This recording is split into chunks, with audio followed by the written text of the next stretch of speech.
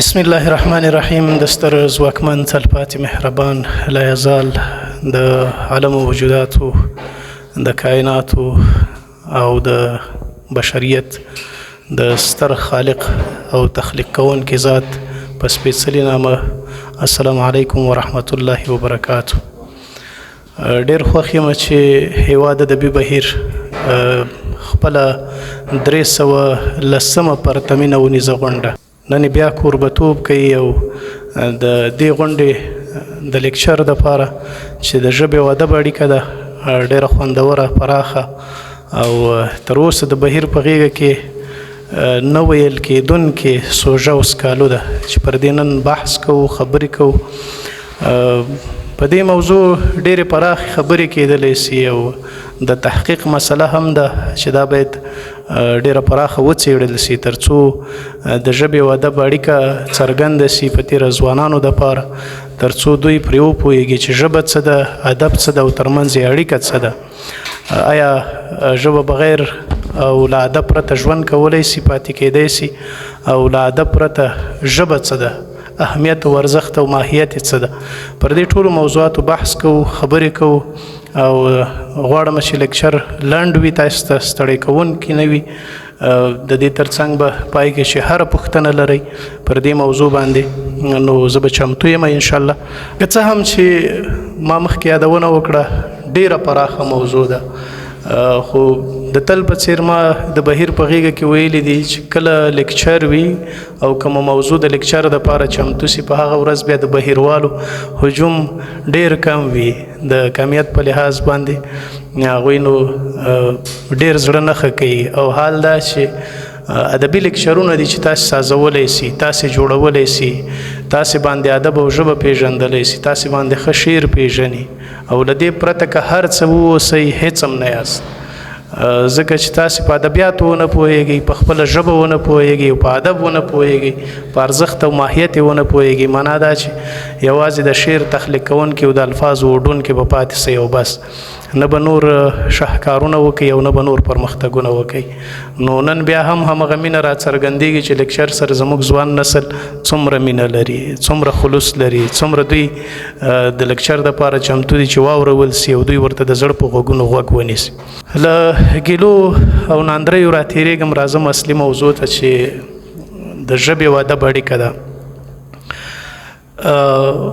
ادب ډېر پراخ بحث غواړي او زه کوشش کوم چې هغه څه تاسو ته وړاندې کړم چې ستاسې د اخذ وړ وي، تاسې له هغې نه ګټه واخیستلی سئ او استفاده ترې وکړئ. ژبه او ادب یوه نښلېدونکې پراخه اړیکه لري چې یو له بله لکه نوک او ری هېڅکله جلا کېدونکې نه دي او دا جلا کېدلی هم نسي. نو ژبه چې ده د ادب دپاره خام مواد چمتو کوي، لکه څنګه چې وایو یو نقاش یا رسام د خپلې نقاشۍ یا رسامۍ دپاره بېلابېلو رنګونو ته اړتیا لري، همدغسې ادب هم دی چې د ژبې د خامو موادو نه استفاده وکړي. خام مواد د ژبې کلمات دي، لغات دي، ویونه دي، اصطلاحات دي، نور هغه ټولنیز مسایل چې په ژبه کې راپېښېږي او انسان او د یوې ژبې ویونکي دی او توکم خلک پر هغې خپلې مورنۍ ژبه باندې خبرې کوي، له هغې نه ګټه اخلي. که چیرې ژبه خام مواد چمتو نه کړي نو ادب هېڅ هم نسي کولی. یعنې معنا دا چې له ژبې پرته هېڅ ادب شتون نه لري. ادب نیمګړی څه چې هېڅ هم نه پاتې کېږي، ځکه چې یوه ژبه نه وي نو ادبیات یې له کومه کېدلی سي، ادب هم نشته. نو دا ژبه ده چې ادب ورسره پایي او ژبه د ادب اساسي بنسټ دی. بنسټ په دې معنا چې همغه خام مواد د ادب دپاره چمتو کېږي او بیا ادیب، لیکوال، تخلیقګر او پنځګر د همدغو خامو موادو نه په استفادې باندې خپل هنري کلام پنځوي، هغه که نثر دی او که نظم دی. راځو د دې خبرې دپاره چې بیا ادب څه دی. ادب د څنګه چې یوه ژبه په ساده ډول باندې پیغام لیږدوي، یعنی په ساده خبرو باندې هم کولی سي چې دا پیغام ولیږدوي.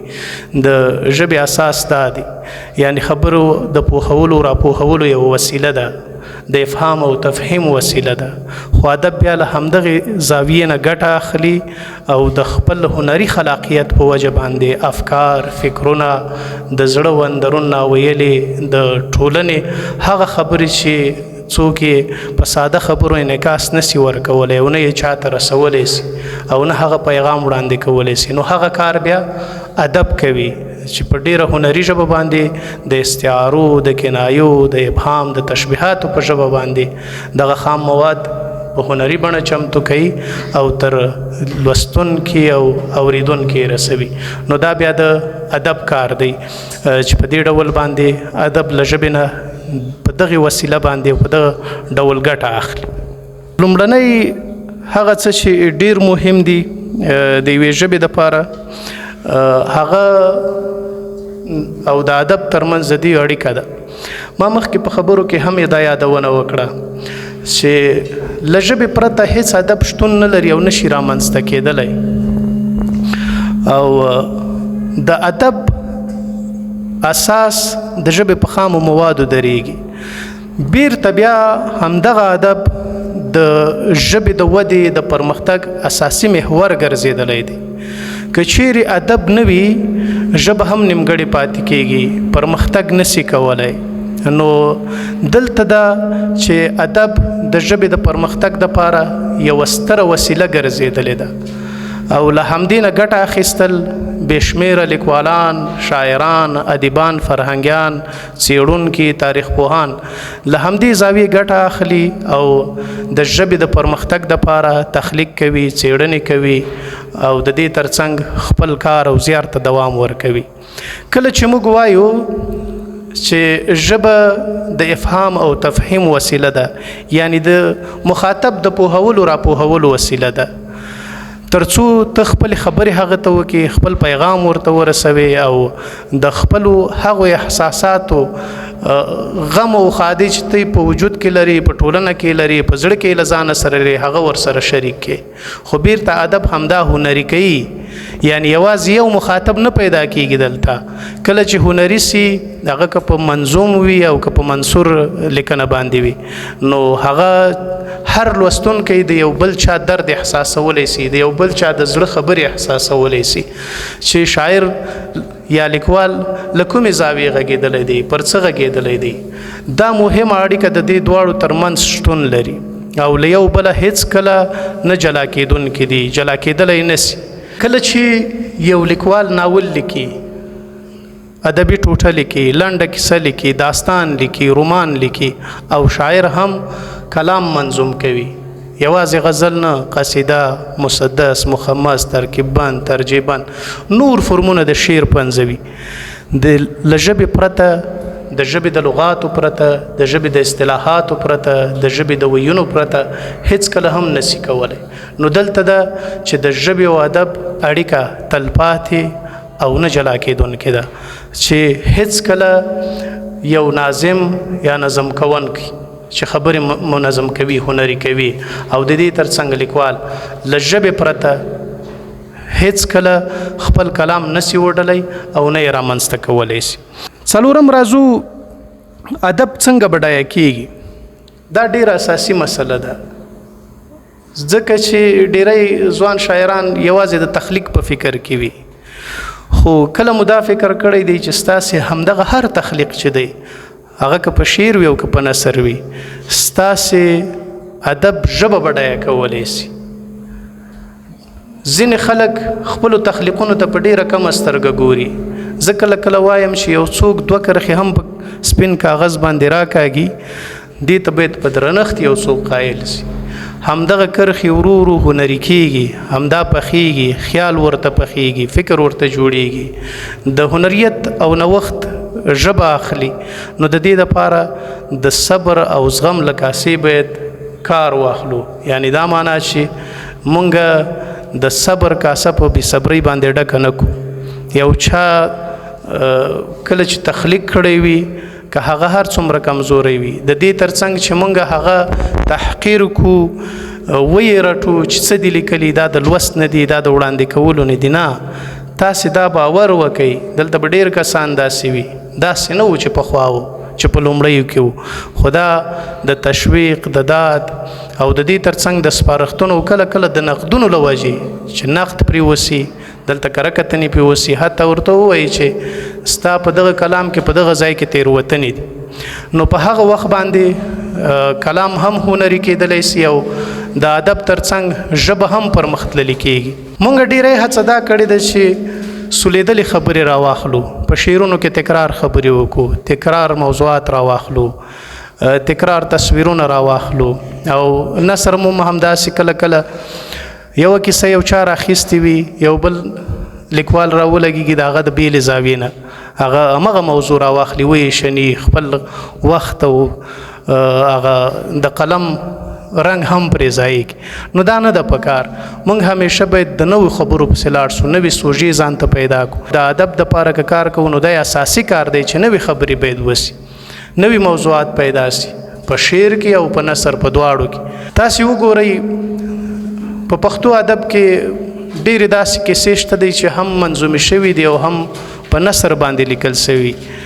مثلا موږ یادولی شو د لیلا او مجنون کیسه، ډېره یوه تاریخي کیسه ده، یوه تلمې ده چې شاعرانو ډېر کله په شعرونو کې هم رانغاړلې ده او په نثر کې هم پر دې باندې داستانونه مثنویات لیکل سوي دي. خو آیا دا په کار ده چې ټول پر همدې موضوع لاړ سو مخته دا کار وکړو؟ زمونږ په ټولنه کې په دې 20 کلونو کې چې څه پیدا سوي دي، دغه 5 کلونو کې چې څه پیدا سوي دي، داسې پیښې نشته ده چې موږ پرې لیک وکړو. زمونږ نیمګړتیا او د ادب د وروسته پاتې علت دا دی. دا یوازې په ادبیاتو کې نه، په ټولنیز ژوند کې او ورځني ژوند کې هم زموږ بد تاثیر غورځولی دی. د بیلګې په توګه داسې وایم، که چیرې په یو ساحه کې دکان نه وي، مثلا د خوراکي توکو دکان دی، یو ورور هڅه دا کوي چې یو دکان هلته جوړ کړي تر څو د خلکو ته هم خدمت وکوي او د ژوند لپاره یو مړی حلاله روزي پیدا سي. کله چې یو بل نفر هغه ګوري چې د کاروبار ښه دی، په دې سیمه کې چلیږي، هغه ورځي د همغه څنګ دکان بل جوړوي د خوراکي توکو، د هغه رزق تم تاوان رسوي، هغه تم تاوان رسوي، مال تم تاوان رسوي. ځان لیکوالي هم باید داسې اوسي، ادب هم باید همداسې اوسي.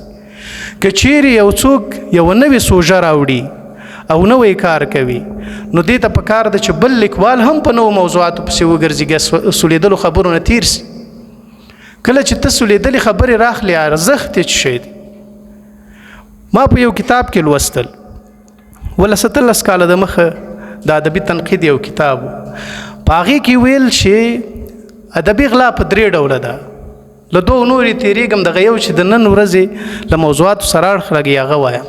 وی کله چې 2 نفره تخلیق وکړي په یو موضوع باندې، کره کتونکی او ادبي تنقید کوونکی، هغه دواړه باید په یوه تله کې کېږي او له هغې نه یو انتخاب کړي چې د هغه هنریت او ماهیت پر دې بل باندې زیات وي. نو دا ناسم قضاوتونه هم سوي دي. زه وایم چې څه په کار دی، ضرورت څه دی، اړتیا څه ده چې یو چا په یو برخه کې کار وکړي، یو موضوع انتخاب کړه او بل لیکوال او شاعر دی هم پر هغې موضوع پسې لاړ سي. ځینې بیا د تلازمه خیالاتو موضوعات دي، پر هغې باندې ډېر نه څرخېږم. داسې هم کله کله کېدلی سي تلازمه خیالات دا معنا چې یو شاعر یا لیکوال د یوې سیمې دی او یو بل لیکوال او شاعر د یوې بلې سیمې دی. یو تخلیق کوي، هغه سیمې لیکوال چې دی له ده نه خبر نه دی چې په دې برخه کې د تخلیق کړی دی، کتاب یې لیکلی، شعر یې پنځولی دی، یا ادبي ټوټه په یو موضوع باندې لیکلی. کټ مټ همغه لیکوال هم دا کار کړی دی. داسې بیلګې تاسې د مثلا د رحمان بابا او د حافظ شیرازي، اشقري او د عرفاني او تصوفي شاعرانو په هغه کې ډېر زیات شته دی. نو په کار نه ده.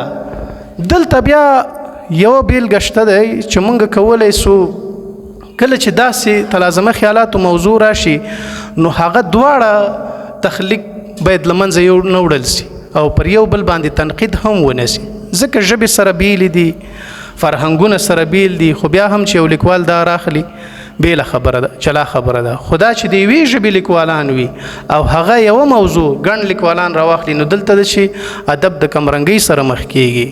یعنې که موږ غواړو چې ادب بډایه کو پرمختګ ورکو نو د دې دپاره اړینه ده چې په نوي موضوعاتو نوي خبرو پسې وګرځېږو نوي سوژې پیدا کړو له نویو زاویو نوې خبرې وکړو هغلته کېدلی سي چې ادب بډایه کو او پرمختګ ورته ورکو بل د ادب په بډاینه کې د بیان ښکلا ډیره مهمه ده بیان ښکلا پر دې معنی یو خو دا بیان دی چې یو څوک راځي ویاندویي کوي په سټیج باندې درېږي خبریال دی د مایک تر شا درېږي خبرې کوي د هغه فصاحت او بلاغت ځکه تاثیر پر نورې ټولنې باندې کوي چې هغه د همدې مسؤلیت دپاره ګمارل سوی دی هغه ژورنالیزم ویلی دی ادبیات ویلي د هغه په غږ کې به تاثیر وي د هغه په الفاظو کلماتو کې به د ټولنې د نورو وګړو نه جلا توپیرونه وي خو بیان انداز په نثر او نظم کې هم ډیر مهم دی هر هغه څوک چې ښه شعر لیکي ښه یې ولولي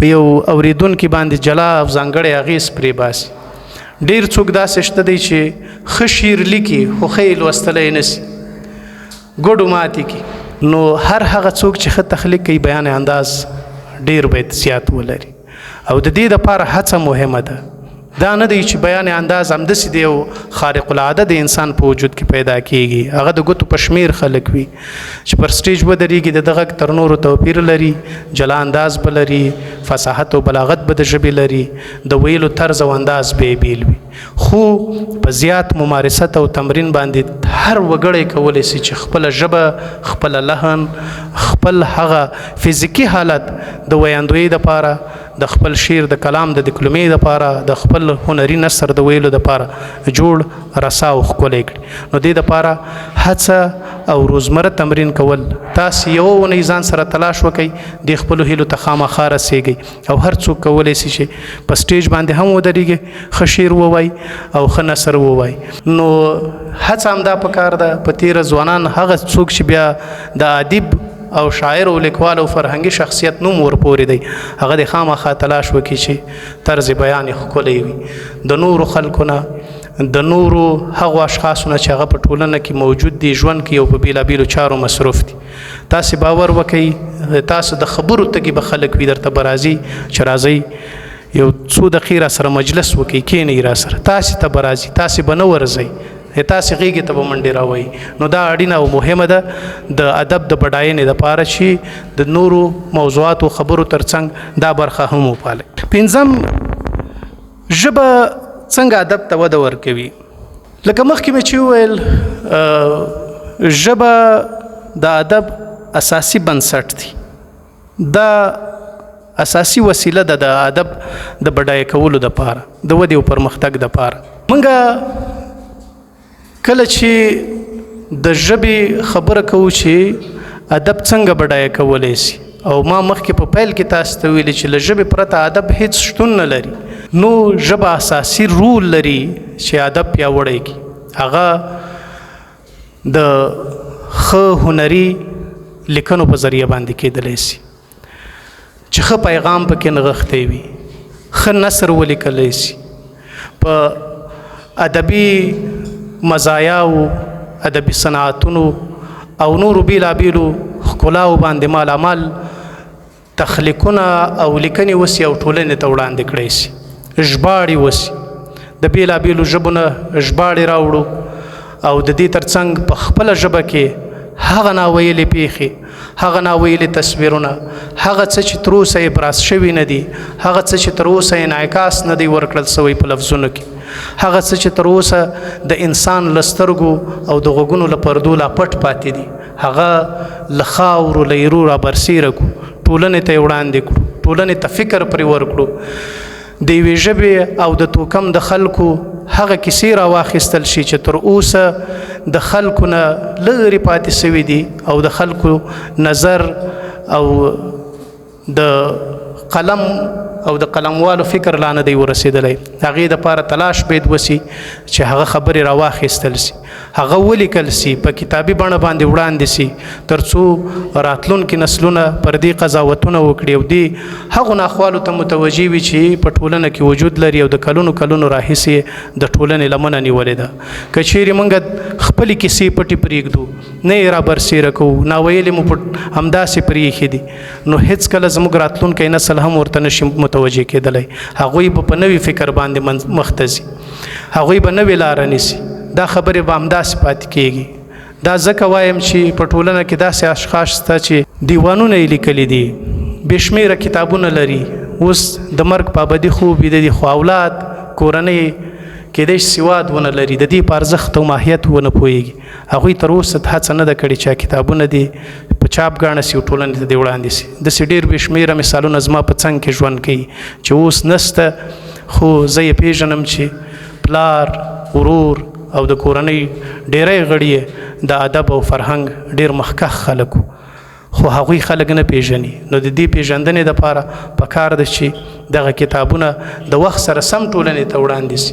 یو په داسې وخت کې وي چې موږ مثلا د امیر کروړ شعر نن زمان سره لولو، نن یې لولو، خو د نن خبرې موږ چاته وکړو، دا ډېره مهمه موضوع ده.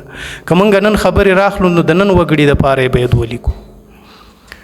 تیر هم ولولو، کلاسیک او معاصر هم ولولو، او راتلونکي ته هم هیلهمندي په خپلو لیکنو کې ورکو او پیغام ولیږدو. هغه وخت کولی سي چې ژبه ادب ته پرمختګ ورکړي، او ادب ژبې دپاره د پرمختګ یوه هنري زاویه ده، یوه هنري وسیله ده. په ساده ژبه یو چا ته پیغام اورولی سي، خو کله ته که هنري کوې نو هغه څومره ځانګړی اغېز پرې باسي. زما اوس هم یادېږي د ښوونځي په 8م ټولګي کې وم، استاد د شعر تعریف کو، وایي شعر هغه زړه راښکونکی کلام دی چې له یوه زړه راپورته سي، په بل زړه کښېني او په اورېدلو سره یې ځای او فکر تغییر ومومي. نو دا د شعر تعریف دی. د شعر او نثر همدغه خوږه اړیکه چې ده چې انسان په خپله ځان ته راکاږي، غېږې ته یې رانږدې کوي. نو د دې دپاره اړینه ده چې هر لیکوال او قلم په لاس وګړی هڅه د دې وکړي چې خپله ژبه لا بډایه کړي، د خپلې ژبې دپاره قلم او کاغذ راواخلي، ولیکي، تر هغه ولیکي چې د دوی فکر او د دوی احساسات پر سپینو کاغذونو باندې نه وي کاږل سوي. د دې دپاره وخت شته، اوس هم تاسې وخت لرئ او هر کله دغه قلم چلولی سئ. بل شپږم د ژبې او ادب تاریخي ارزښت دی. ما مخکې وړه اشاره وکړه امیر کروړ ته. کله چې موږ لرغونې دوره لولو، هغه د لغاتو زیرمه چې ده او سوچه لغات چې په پښتو ژبه کې دي، او هغه منظوم متون چې موږ ته وړاندې کړي دي چې امیر کروړ دی او نور دغه لرغونې دورې ګڼ شمېر شاعران دي، هغه په نننۍ پښتو کې نسو منعکس کولی. حتی ډیر کم شعر به وي چې داسې یو لغات سړی واوري چې دا خو د لرغونې دورې شاعرانو هم کارولی دی. هغه سوچوالی نن په پښتو کې نسته. ولې نسته؟ پښتانه ژبه یې همداسې پرېښوده، خپله ژبه ځینې پاتې سوه، که په دولتي چوکاټ کې وه او که په غیر دولتي چوکاټ کې وه. په افغانستان کې تر ډیره پورې دري ژبه درباري ګرځېدلې وه.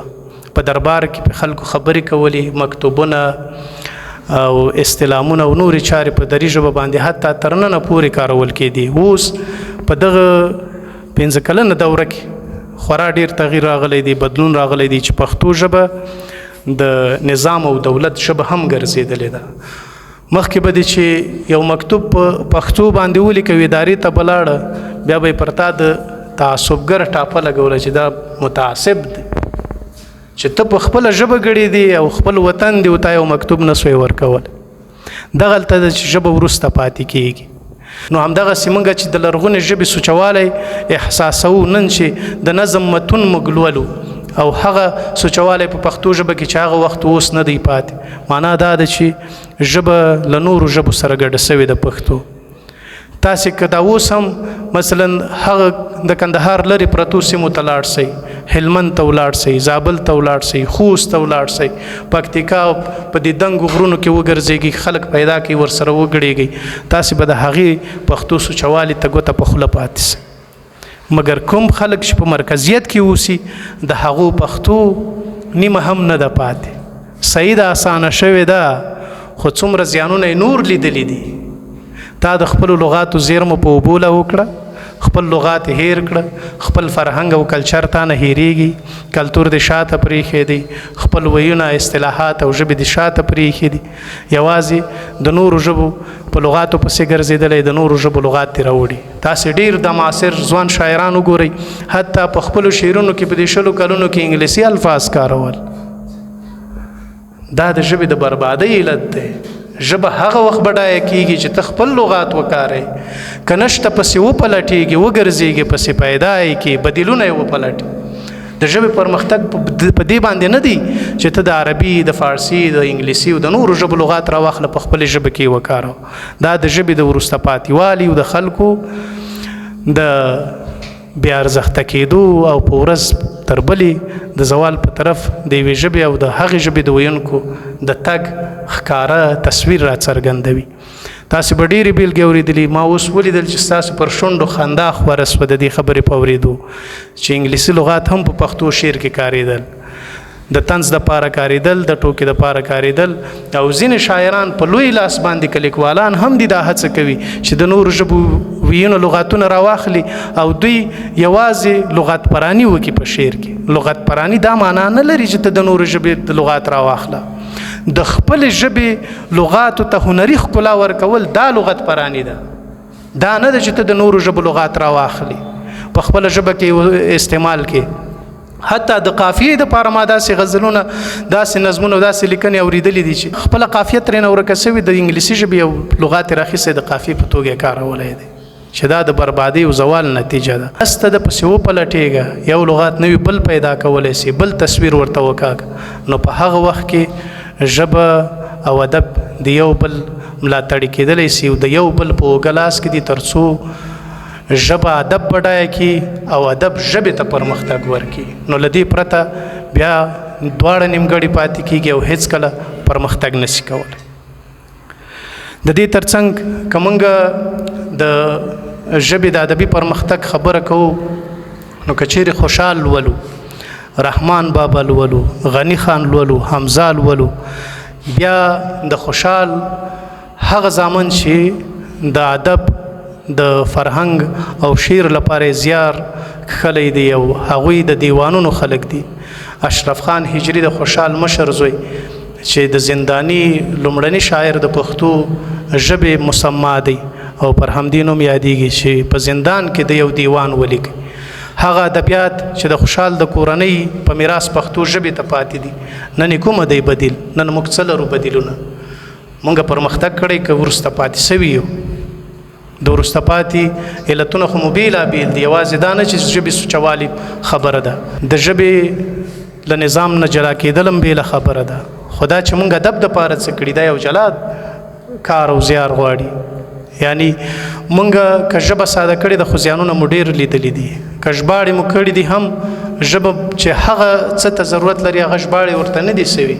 ژبه یوازې په ادبیاتو باندې هم نسي بډایه کېدلی. د یوې ژبې ویونکي ساینس ته ضرورت لري، ټکنالوژۍ ته ضرورت لري، ښه اقتصاد ته ضرورت لري، بیولوژیکي مسایلو ته ضرورت لري، جغرافیایي مسایلو ته ضرورت لري، نور بېلابېل فلسفي او د ارواپوهنې هغو کتابونو هغه بنسټونو ته اړتیا لري چې باید راوژباړل سي او کار وسي. زموږ لیکوالو څه هڅه کړې. کله چې یو لیکوال یو فرهنګي شخصیت ژباړې ته مخه کړې ده، هغه یوازې ادبي زاویې رانیولې دي. په همدې برخه کې کار کړی چې ادبي کتابونه ژبې ته راوژباړي. دا نه ده پکار. د دې ترڅنګ د یو لیکوال مسؤلیت دی چې نور مهم کتابونه راوژباړي ژبې ته، تر څو ژبه هر اړخیز پرمختګ وکړي. یوازې په ادبیاتو کې نه، په هره برخه کې ته پرمختګ وکړي. نن افغانستان له ډېرې شتمنۍ نه برخمن دی، خو موږ ورته لاس تر زنې ناست یو، هېڅ ګټه ترې نسو اخیستلی. یوازې نه علت دا دی چې موږ یوه لاره کله ونیسو، مخکې مې په مثالونو کې ویلي چې بل سړي هم هغه لاره نیولې. که یو چا په یوه لاره قلم وګرځوئ، بل سړی دې هڅه وکړي چې یو بل څه انتخاب کړي او ګټې په نورو څه کې هم وګوري. نو دلته ده چې ژبه له هر اړخیزو پرمختګونو نه پاتې ده. د دې دپاره ځوانان یاست، فکر دا پیدا کوي چې یوازې ادبیات همیشه چغې تاسو ته وایم تر د دې مایک تر سیوري لاندې چې تاسې یوازې په شعر باندې بسنه مه کوئ. دا ژبه چې څنګه مور ګڼئ، د مور همغسې پالنه او خدمت پکار دی.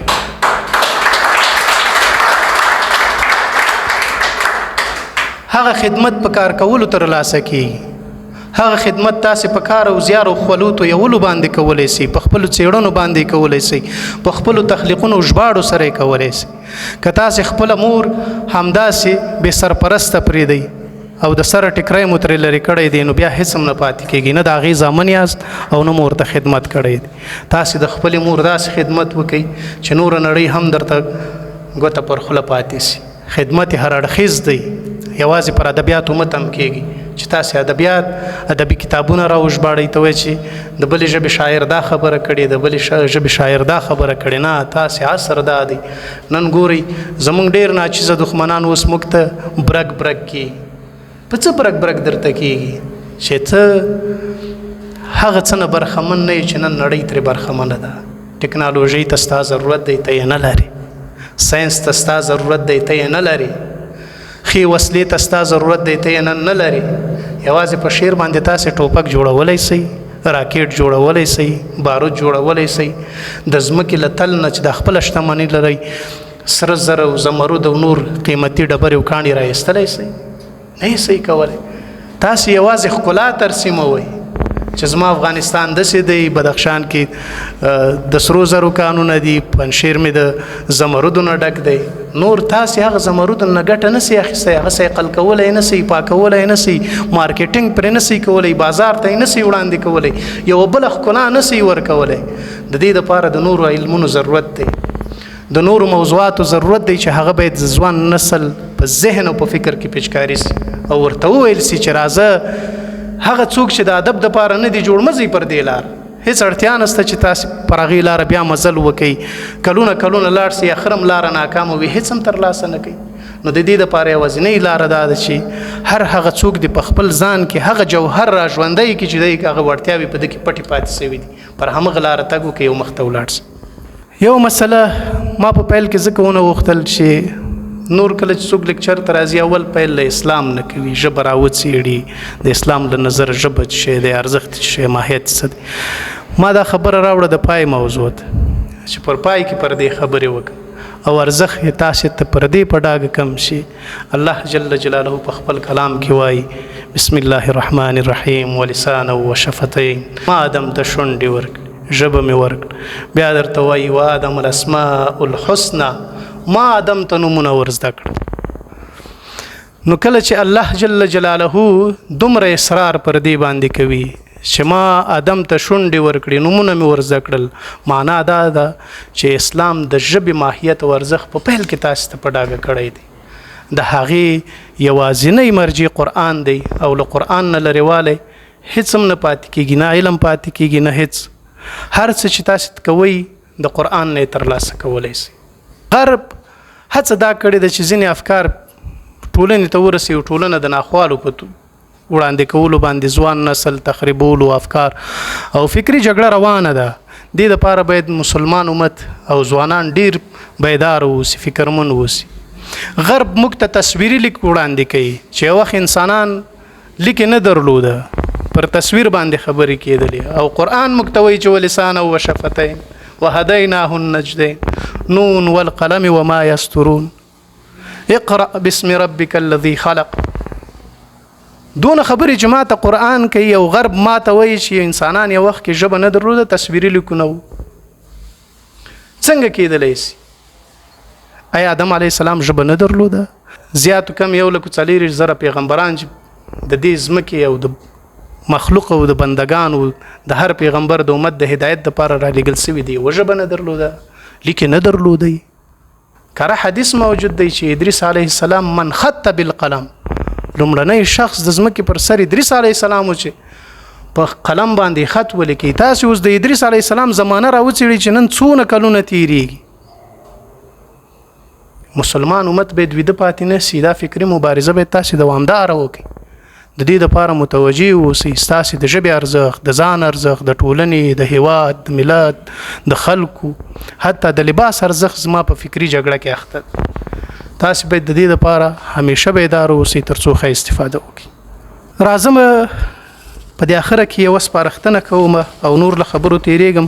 زما موضوعات زیات دي چې زه پر دې باندې مخ ته ولاړ سم تر څو لیکچر پر تاسو ونه غمیږي زما خبرې ونه غمیږي فقط اخري خبرې دومره غواړم چې د ځوان مسؤلیت څه دی د دې لپاره یو ځوان څه مسؤلیت لري نن ورځ اته د ژبې او ادب د بډاینې لپاره او د ژبې د لا پرمختګ لپاره په نورو علمونو نورو موضوعاتو کې څه کېدلی شي یو خدا دی چې ځوان نسل باید خپل ژبه سم زده کړي منګه د خپل ژبې خلک ویونکي لرو هغه خپل ژبې باندې نه پوهېږي په تاریخ باندې نه دی خبر په منځپانګه د خپل ژبې نه دی خبر څنګه مې چې ویلې لرغونې دورې منځنۍ دورې او معاصر او کلاسیکه دورې هیڅ زه دلته فکر نه کوم ډېر کم خلک به وي دا مشران کېدای شي یو څه مطالعه ولري او مطالعه کړي دغه دورې ورته معلوم وي نور زموږ د خپل ژبې خلک او ځوان نسل بیخي ترې بې برخې دی تاسو فکر وکړئ نو خود من آشنا استاد راځي وایي بچ پټه خزانه ده یو جعلي کار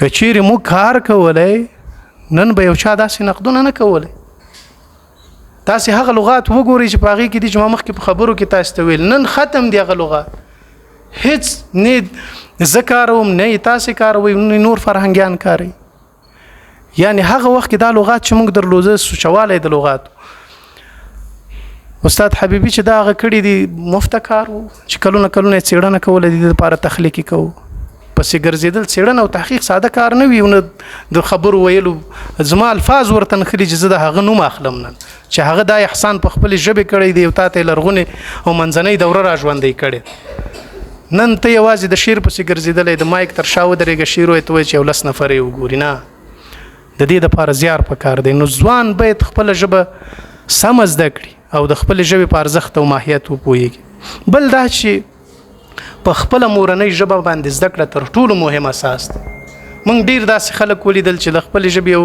له خپلې سیمې او بلې سیمې ته وکوچېده لوی لوی پښتانه خلک لوی لیکوال خلک اولادونه یې وګوري په دري خبرې کوي فارسي خبرې کوي نن ورځ موږ اولادونه خپل هڅوو انګلیسي ته لاړ سه زما زوی دلته ناست د یو کال راپسې دی چې ما انګلیسي ته ولېږه چې لاړ سم کورس ما ورته ویل زویه تا اول پښتو زده کړه بیا به دې زه ولېږم نو